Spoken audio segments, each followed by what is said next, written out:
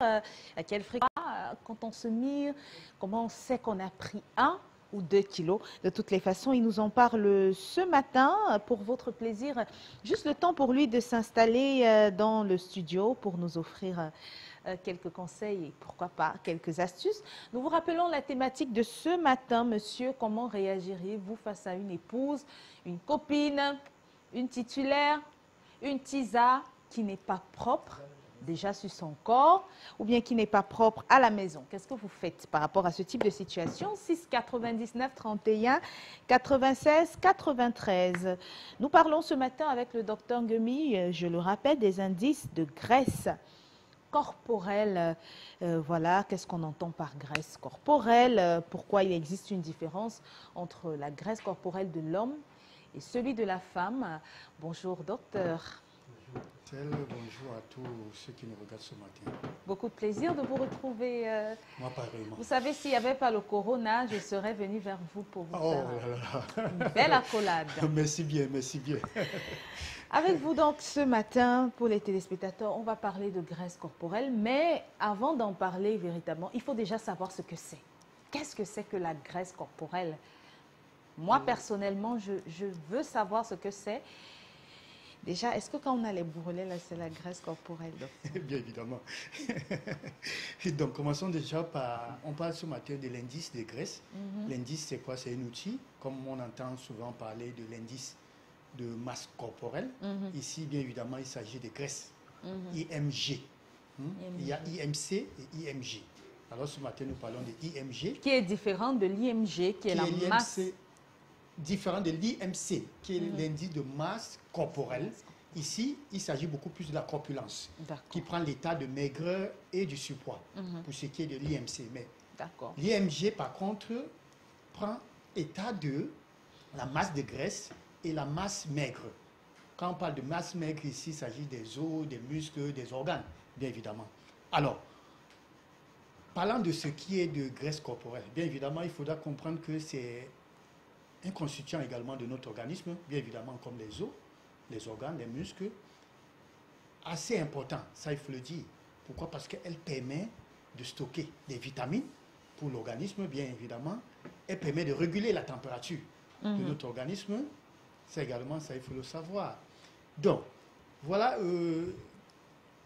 des rôles majeurs, s'il faut dire, pour ce qui est la graisse corporelle, bien évidemment pour notre corps. Voilà, alors, quand cette graisse commence à augmenter, qu'est-ce qu'il faut faire? Mais avant de se poser cette question, j'entends souvent des gens dire que la graisse des hommes est différente de celle des femmes. Quelle est donc la différence? Pourquoi il y a une différence entre la graisse que moi je peux avoir et la graisse que vous pouvez avoir, docteur? Déjà, disons qu'en termes de taux, il y a déjà un taux, il faut le savoir, comme l'indice de masse corporelle, qui est entre 18 et 25. Quand on est en dessous de 18, c'est l'état de maigreur. Quand on est au-dessus de 25, on parle déjà de surpoids. Bien évidemment, pour l'IMG, bien évidemment, celle de l'homme diffère de celle de la femme. Et celle de l'homme, c'est à partir de 10 à 25. Donc les hommes pèsent plus que les hommes pèsent plus que les femmes? Au contraire. Alors, mais par contre, celle de la femme est de 25 à 32%. Alors, pourquoi cela s'explique? C'est par nature. Disons, je ne voudrais pas dire que c'est un mystère. On le justifie tout simplement à cause du fait que la femme, elle est susceptible de pouvoir procréer demain. Et pour cela, elle doit stocker. Elle a un enzyme qui permet de stocker assez de graisse pour pouvoir alimenter son futur bébé, c'est-à-dire son bébé. Contrairement à l'homme. L'homme ne conçoit pas, à ma connaissance, à moins que ça soit dans d'autres cieux. Alors, donc, voilà pourquoi la femme a cette enzyme-là qui lui permet de stocker plus de graisse que l'homme. Mais aussi, il faudra comprendre qu'elle a moins d'enzymes qui lui permet de libérer, contrairement à l'homme. L'homme a plus d'enzymes qui lui permet de libérer. C'est pour ça que la femme... on perd du poids moins rapidement que les hommes. Ça, c'est compris. Voilà donc la différence qu'il faut comprendre. Parce que c'est la mère, c'est la femme qui nourrit son enfant. Voilà pourquoi elle devrait avoir assez de graisse. Voilà. Donc, vous commencez un régime avec monsieur. En une semaine, vous n'avez pas perdu, vous n'avez perdu qu'un kilo. Mais lui, il en a déjà perdu 3. Est-ce que c'est valable? Maintenant, je veux savoir, est-ce que l'IGC, qui est l'indice de graisse corporelle différente, qui varie des hommes aux femmes, est-ce que c'est également différent, l'indice de masse corporelle? C'est-à-dire ce qui s'applique aux hommes que vous expliquiez tout à l'heure, est-ce que ça s'applique aussi dans le cadre de la masse corporelle? Non. En ce qui concerne l'indice de masse corporelle, c'est la même chose, que ce soit l'homme ou la femme, bien évidemment. Qu'est-ce qu'il faut faire alors, docteur, quand on a déjà la graisse, quand on se mire et puis on voit ça? Voilà. Justement, ce qu'il faut faire, il faut dire qu'il faut faire très attention parce que quand il y en a déjà assez, risque de santé, hein. Comme vous le voyez là, vous voyez avant et après. Docteur, c'est les accouchements, non? Notamment, oui, mais après les accouchements, il y a ce qu'on appelle la remise en forme.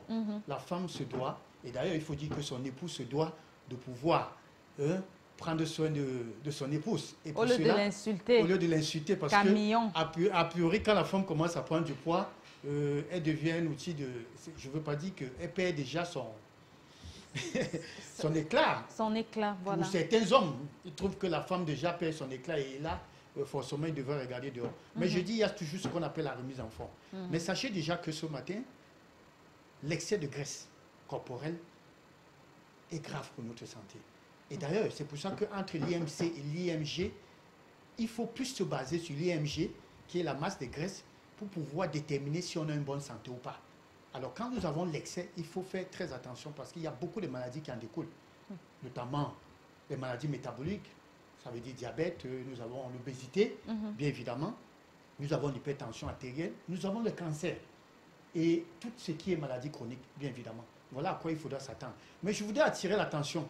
C'est toujours avec vous que nous avons l'habitude de dire, à chaque pathologie, ici, on a comme l'impression qu'on tire sur des personnes obèses ou bien en surpoids.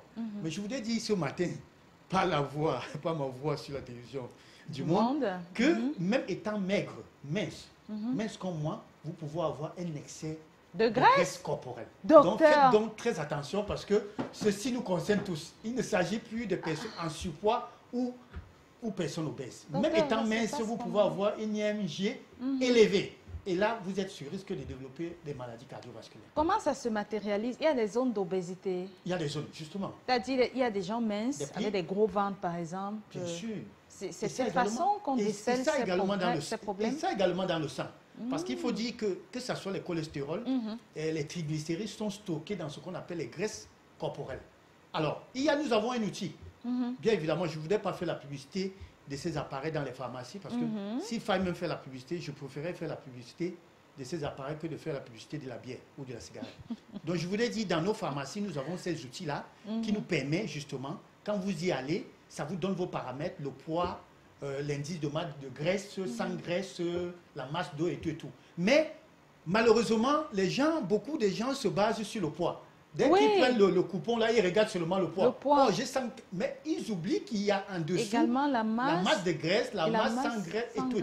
Donc, je voudrais attirer l'attention de beaucoup ce matin. C'est même là où il faut commencer. D'accord. Oui, parce que vous pouvez avoir justement un surpoids et avoir un indice de masse maigre, plus élevé que la masse de graisse, bien évidemment. Donc, la graisse a un rôle dans le corps. La graisse a un rôle et elle est indispensable. Et il faut dire que nous avons deux types. Il y a les graisses essentielles, bien évidemment, quand j'ai dit que ça joue le rôle de stocker les vitamines, de réguler la température, bien évidemment. Nous avons les graisses également non essentielles, mais qui sont aussi importantes. Parce qu'il faut dire que c'est des réserves. Ça, c'est des réserves. Quand l'organisme en a besoin, en cas de maladie, très bien, vous avez parlé, ils vont solliciter donc ces graisses. Mais malheureusement, ces graisses non essentielles, nous pouvons les détruire ou bien créer des problèmes. Et ça, comment ça? C'est la sédentarité, c'est cette mauvaise façon de manger, l'excès de calories. On en a déjà parlé ici avec la pyramide. Notamment, voilà. Maintenant, quand il n'y a pas de graisse, docteur, parce qu'il y a des gens qui n'ont pas de graisse. Très bien. C'est bien ou c'est mauvais? Très mauvais. Ça, il faut dire également que si on n'a pas de graisse, on doit avoir un minimum. C'est pour ça qu'il y a un taux. On peut manger de équine de temps en temps. Voilà, de temps en temps, mais pas à l'excès. Bien évidemment, je voudrais attirer aussi l'attention parce que la baisse des graisses, si vous n'avez pas assez, attendez-vous à faire des carences. Et je voudrais vous dire qu'il y a des gens qui font les tours des hôpitaux ici, qui par contre souffrent, mais qui disent que non, on ne trouve pas la cause à les pathologies. Mais il peut s'avérer que vous faites des carences en vitamines. Et ça à cause justement de votre baisse de graisse corporelle. Et ça également, je voudrais attirer l'attention chez les femmes, pour ce qui concerne l'infertilité, pour la grossesse. La baisse également de graisse corporelle peut également en découler sur la grossesse de la femme. Donc il faudrait faire très attention, affaiblir le système immunitaire, bien évidemment, le système nerveux également, et affaiblir. Et là où le problème, je venais de le dire, pour ce qui concerne la graisse non essentielle, là où elle est stockée en réserve. Maintenant, quand il y a baisse, qu'est-ce qui se passe? L'organisme va aller puiser ses réserves dans vos muscles. Et qu'est-ce que les muscles vont faire? Flasque. Flétrir. Flétrir. Et c'est quoi? C'est la fatigue. Vous comprenez donc que vous êtes obligé malade. Donc voilà à quoi il faudra s'attendre. Donc il faut dire qu'il y a un taux, textuellement comme la glycémie qui varie de 0,70 à 1,20. La même chose en ce qui concerne la graisse corporelle, il y a aussi une variation. Et vous devez être dans le seuil. Dans le seuil. Voilà. Maintenant, je vais poser une question à deux volets pour sortir. La première question déjà, c'est comment faire pour éliminer ces graisses quand elles sont déjà là. Et pour sortir, parce qu'il y a des gens, il y a tellement de choses sur le marché qu'on nous propose pour vous diminuer les graisses, les thés, les brûleurs de graisse, les appareils de fitness. On dit c'est un appareil incroyablement parfait, c'est diurétique, ça draine, ça... Qu'est-ce que vous pensez finalement? Ou bien de ces compléments aussi. Parfois, il y a des coupes fins qu'on vous donne, on dit ça coupe l'appétit. Tous ces trucs-là, qu'est-ce que vous pensez? Je voulais déjà commencer à comment remédier déjà. Quand nous avons l'excès de graisse corporelle, ça nous le disons toujours constamment sur ce plateau. Quand nous avons parlé de la pyramide alimentaire, le sport, manger équilibré, sain et équilibré, parce qu'il faut vraiment le dire, sain et équilibré. Ça, nous avons la pyramide alimentaire qui nous permet de bien illustrer cela. Et comme je dis souvent, il faut se rapprocher vers des experts. Ça, c'est important. Maintenant, pour ce qui est des coupes fins, des brûleurs de graisse, ça, sincèrement, je crois que c'est tout un dossier. Parce qu'il faut dire qu'a priori, avec ce que vous voyez sur l'écran, quand vous avez déjà l'excès de poids, entre guillemets, qui pourrait être l'excès de graisse corporelle, on s'accourt directement justement à cette mauvaise... Sur le premier thé qu'on rencontre, voilà, sur le n'importe quoi. Non, mais faites très attention parce que les brûleurs de graisse, j'ai toujours dit, ça a des effets. Pourquoi? Parce que ça a des effets, c'est quoi? Ça joue sur le métabolisme. Vous devez comprendre que nous avons un métabolisme normal, qui est naturel pour le corps.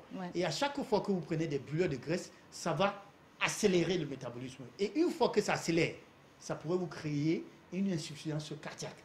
Ça va impacter justement sur le rythme cardiaque, pour ne pas dire sur le fonctionnement. Et même rénal peut-être. Surtout si vous ne vous rapprochez pas des experts. Parce que, a priori, c'est à la portée de tout le monde peut l'acheter et tout. Les appareils, il y a des gens qui ont des moyens pour pouvoir l'acheter à la maison. Non, il faut toujours être accompagné par des experts qui vont, notamment, entre guillemets, vous suivre et vous permettre de savoir si vous êtes en excès de graisse corporelle ou pas. Il y a des gens qui se mettent à maigrir. Pour maigrir, ils prennent le piment de Cayenne, par exemple. Du piment de Cayenne écrasé avec du sucre. Ah oui, ça c'est très Pendant 3 jours. Non, il faut faire très attention. Je crois que nous aurons l'occasion de parler justement la semaine prochaine, de la perte de poids avec l'alimentation, comment bien maigrir, comment bien brûler. Mais je voulais dire ce matin, avant de se jeter dans un régime, il est mieux de se tuer, c'est-à-dire de pouvoir prendre, bien évidemment, connaître son indice de masse corporelle et son IMG, parce que les deux vont ensemble. Il est mieux toujours de pouvoir les connaître avant de se jeter dans un programme minceur ou bien un régime, notamment. Voilà. Merci, docteur Ngemi. On se retrouve demain à la même heure, si Dieu le veut, bien sûr. Par la grâce de Dieu. Excellente journée également à Tatiana Ngolène et à Uranie.